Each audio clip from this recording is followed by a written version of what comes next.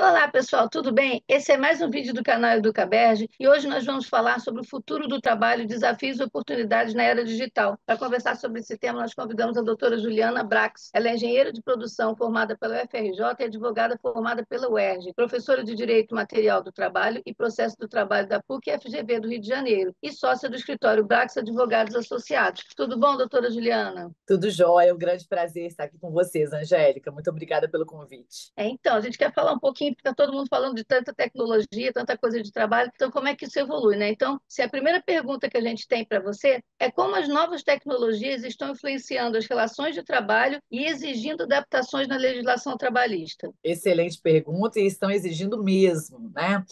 A gente for a pensar assim historicamente, elas já foram exigindo mudanças em termos de redução daquela subordinação jurídica tradicional, né? O empregado dentro da legislação trabalhista é aquela figura subordinada, né? Subordinada juridicamente, alguém que recebe ordem, alguém que recebe as diretrizes do trabalho, controle de jornada, entrada, saída, intervalo, punição, poder de ser mandado embora. E isso já foi mudando ao longo dos anos com a suavização da subordinação para algumas posições de trabalho. Hoje, mais ainda, e pós-pandemia, mais ainda, quando a gente pode ter esse trabalhador completamente distante do chefe, distante do próprio ambiente de trabalho. A gente aqui agora conversando, não estamos pertinho, olho no olho uma da outra. E é possível fazer essa interação. Poderia ser uma reunião de trabalho, poderia ser uma reunião de avaliação, poderia ser uma sala de aula. Então, poderia ser uma audiência, uma sustentação oral do TST, que é o Tribunal Superior do Trabalho. Então, após a pandemia, isso acelerou de uma maneira essa forma remota de trabalhar, que empresas acabaram com as suas sedes físicas, seus estabelecimentos, e isso trouxe vários questionamentos na legislação trabalhista e mais ainda no olhar da jurisprudência, ou seja, dos julgamentos dos nossos tribunais. Você hoje não sabe onde eu estou. Agora, eu posso estar no Rio, posso estar em Belo Horizonte, posso estar fora do Brasil, pode ser de noite, onde eu estou falando com você. Como é que a gente vai fazer o controle de jornada? É possível fazer esse controle de jornada? Se no local onde eu estiver, a legislação trabalhista local, em termos de normas coletivas, dias de feriado, questões municipais, elas forem diferentes de onde o meu chefe está ou outro colega de trabalho está,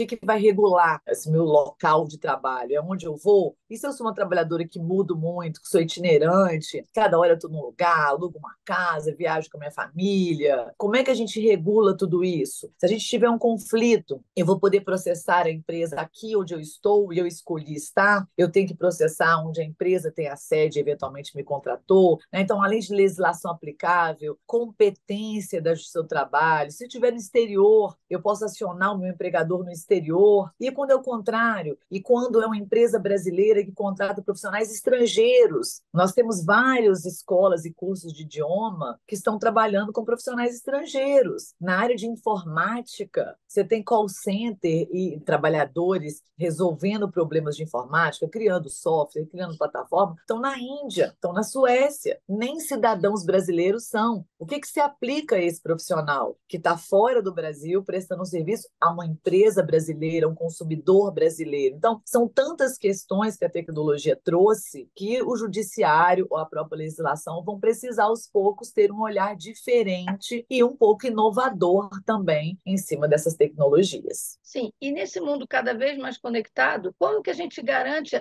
a proteção desses direitos do trabalhador, e especialmente no contexto remoto e nessa economia gig que a gente acabou de falar? Exatamente, essa é uma pergunta muito interessante, né? Está em pauta no nosso Supremo Tribunal Federal, nosso STF, um dos temas hoje mais relevantes que vão reverberar, com certeza, Angélica, em outros profissionais que também trabalham nessa nova forma de economia, em trabalhos por aplicativos, em trabalhos remotos. O STF decretou a repercussão geral do tema trabalho por aplicativo. Obviamente que nesse início o olhar é voltado para motoristas e entregadores, mas nós temos diversos outros profissionais que já trabalham por intermédio de plataformas. Nós temos profissionais de beleza, manicures, cabeleireiros, maquiadores, massagistas, massoterapeutas. Nós temos arquitetos, nós temos diversos profissionais domésticos, jardineiro, faxineiro, cuidador de doméstica, cozinheiro, babá. que já se conectam por meio desses trabalhos de aplicativo.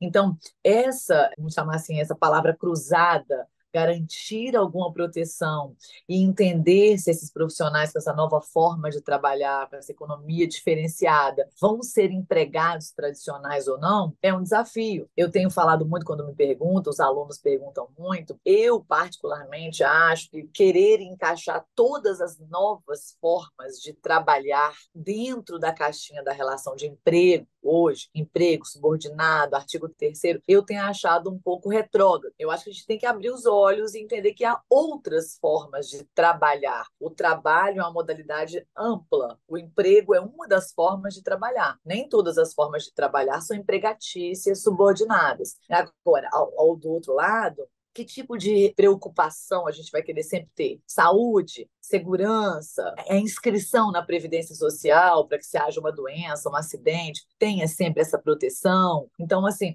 limitação de carga de trabalho, mesmo sem ser empregado. Então, é interessante para a gente, até para preservar a saúde e segurança do profissional e da coletividade, que haja uma limitação de módulo de horário de trabalho máximo, né? São questões que a gente vai aí se deparando, que não necessariamente é enxergar o artigo 3º, mas sim, como você mencionou muito bem, dar algum tipo de proteção a esse profissional, especialmente na área de saúde, segurança e previdência, que também, de alguma forma, é uma segurança patrimonial para esse trabalhador. E quais são os principais desafios jurídicos enfrentados pelas empresas na gestão de equipes distribuídas globalmente e como assim, a legislação pode ajudar as empresas também a enfrentar isso? Eu acho que um dos grandes desafios das empresas, e a gente lá no escritório tem um escritório pequeno, né? Nós somos ali poucos sócios, e a gente viu, de alguma maneira, uma dificuldade de motivar a gente muito jovem, os estudantes, os estagiários, fazê-los sentir integrados, fazê-los sentir a ideia de quais são os valores, os princípios, como é que a gente trabalha aqui. E eu tenho visto isso, Angélica, para muitos dos meus clientes. Tanto que a gente está enxergando em alguns mercados uma retomada do trabalho 100% presencial, que também é interessante, né? Eu imaginava que 100% não voltaria mais. E sim, um trabalho híbrido, que ele é muito interessante, porque ele dá alguma flexibilidade ao trabalhador e dá também dias ali obrigatórios de se reunir e ter o contato, né? Olho no olho, contato para troca de ideias, para reuniões, para saber ter da vida, para sair para almoçar no intervalo de almoço, para saber como está a família, que você cria laços também fora, exclusivamente frios profissionais. Então, o que eu tenho sentido que são os maiores desafios, pelo menos que os meus clientes me relatam nas mais diversas áreas de atuação que meus clientes se envolvem, é essa ideia de ter realmente um espírito coletivo único, trabalhadores que já entraram remotos em diversas cidades espalhadas, ou como nós falamos, fora do país, terem essa sinergia, se ajudarem, terem a noção de trabalho em equipe, estarem realmente próximos ali, dentro da ideia do crescimento da empresa, de mãos dadas. Eu acho que esse é um dos maiores desafios. Acho que um grande desafio do ponto de vista jurídico também é sempre a jornada. Esse, para mim, é um grande desafio, porque nós temos uma legislação que, isolada, lá no artigo 62 da CLT, diz que esse trabalho home office, né, ele é um trabalho que está isento de marcação de ponto. E, ao mesmo tempo, nós temos o nosso judiciário, particularmente o nosso aqui do Rio de Janeiro, Tribunal Regional do Trabalho da Primeira Região, com inúmeras decisões, entendendo que essa isenção de ponto não é adequada, porque a empresa tem metodologia para controlar a jornada do trabalhador que está distante. Então, nós temos esse conflito, legislação, artigo 62, jurisprudência dos tribunais, e eu tenho visto que esse é um outro grande desafio para as empresas, que é decidir controlar ou não, como controlar sem invadir a privacidade, né? Eu tive um cliente que queria que o computador tirasse fotos de tempos em tempos para mostrar que o trabalhador estava ou não sentado na sua estação de trabalho. Você imagina tirar fotos sem a permissão do trabalhador, ou controlar toques por minuto, e o trabalhador pode estar desenvolvendo uma outra atividade fora de digitar, pode estar estudando textos, falando com clientes, né? Então, eu acho esse um grande desafio. Se eu pego só um login, logout, isso também, por outro lado, prejudica a empresa, porque o trabalhador pode fazer o login, sair, vai fazer uma ginástica, vai levar o filho na escola, foi ao supermercado e volta depois. Então, também você não tem um controle fidedigno. Acho difícil essa questão da jornada, é um desafio para quem está distante. Outro grande desafio são as doenças e os acidentes de trabalho. Porque quando a empresa tinha todo mundo ali dentro do seu estabelecimento, claro que a empresa tinha condições muito melhores de garantir o cumprimento às normas de saúde e segurança, ergonômicos, iluminação, ar-condicionado, postura, equipamentos. Quando o trabalhador está na sua estação de trabalho, no máximo a empresa pode até montar essa estação ou ter um manual e treinar sobre as principais práticas de um trabalho home office, mas fora isso, ela não está dentro da residência do trabalhador para todo dia investigar, para poder controlar, para ver se ele não fez uma gambiarra de fiação, está num ambiente de muito calor, para ver se ele não está com uma cadeira muito ruim, trocou a cadeira que a empresa forneceu, enfim. Então, tem surgido muitas doenças com alegação de nexo ocupacional e acidentes. Quem vai garantir se eu caí brincando com meu filho, caí na hora que eu voltei do supermercado, escorreguei lavando a minha varanda ou não? Realmente me dirigindo do meu computador para minha mesa. Então, é difícil definir também o âmbito de um acidente de trabalho que acontece dentro de uma residência. Então, eu diria que são os grandes principais desafios aí nas equipes globais e remotas que as empresas têm hoje em dia. Sim, e com a crescente automação e a adoção da inteligência artificial no ambiente de trabalho, quais são as implicações legais para a segurança e saúde dos trabalhadores? Já enganchando aí no que você está falando.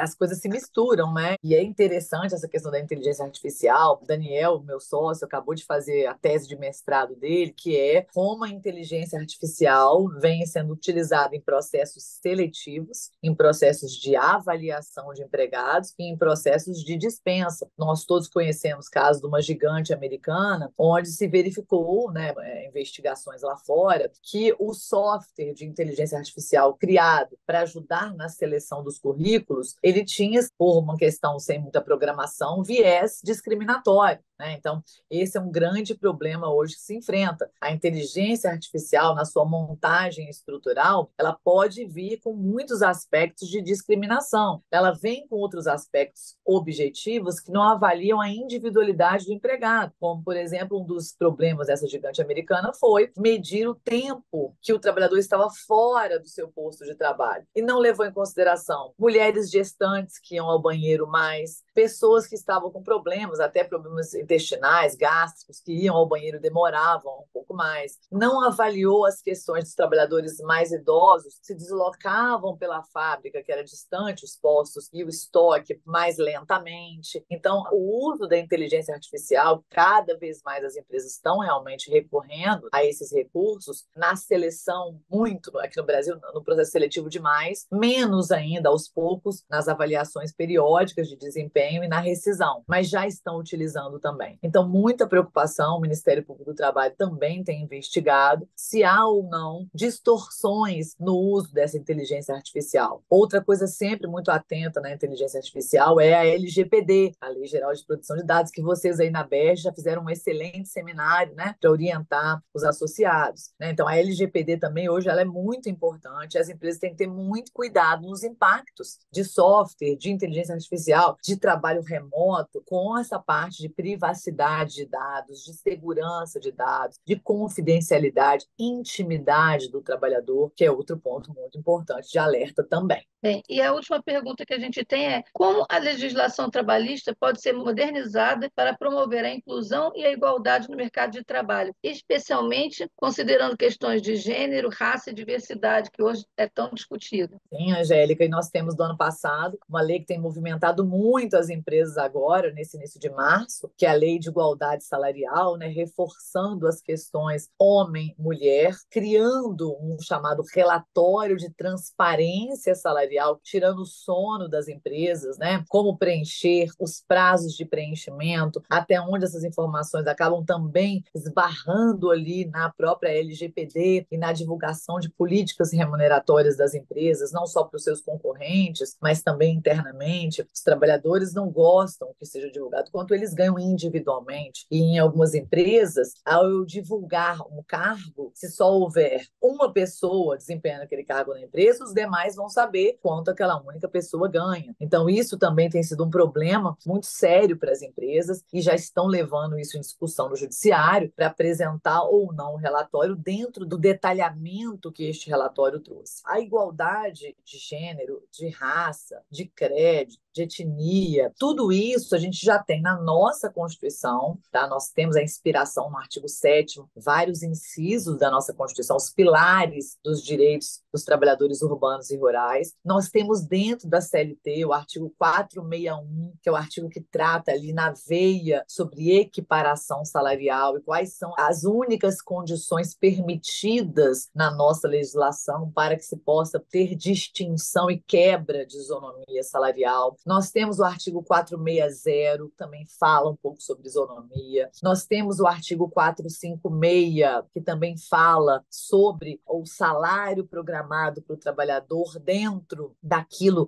que é possível, a sua qualificação e a sua capacidade profissional. Então, nós temos, sim, diversos itens na nossa legislação que já tratam de uma questão de isonomia e não discriminação. Agora, lógico, como você falou muito bem, é muito importante a gente incentivar hoje a diversidade nas empresas, a entrada de pessoas que não se imaginavam que podiam entrar no mercado de trabalho. Eu dando aula lá na PUC, aqui do Rio de Janeiro, nós trouxemos profissionais da B3 de São Paulo, que falaram muito sobre os projetos interessantes que eles têm de diversidade e inclusão, né, de ir a mercados que não se acreditavam ter um potencial para entrar naquelas instituições financeiras e mostrar que aqueles profissionais podem entrar, dando base estrutural para esses jovens, às vezes aprendizes, até na parte de postura, de roupa, de acesso, de treinamento de idiomas, de fornecimento de laptops, instrumentos de trabalho. Então, eu acho que cada vez mais nós estamos voltados para essa inclusão. Há um projeto muito interessante de inclusão de profissionais com TDAH e autismo dentro do mercado financeiro, que a B3 também trouxe para a gente, profissionais trans. Eu acho que o Judiciário está com um olhar muito aberto para isso. O Ministério Público do Trabalho sempre tem uma preocupação muito grande nesse sentido, né? Investiga as empresas, orienta, faz audiências públicas com as empresas, entra com a ação civil pública se demonstrar que há algum tipo de discriminação. Então, acho que é um pacote aí bem interessante. Os sindicatos das categorias também estão atentos a essas iniciativas. Eu acho que a gente tem um caminho aí pela frente mais aberto e mais atento a essas necessidades. Bom, Juliana, aqui a gente encerra. Muito obrigada pela sua participação. E você que está assistindo, se gostou, se quer saber mais sobre outros temas também, fica ligado com a gente que nós vamos trazer outras entrevistas com outros especialistas. Até a próxima. Obrigada, Juliana. Eu que agradeço. Muito obrigada.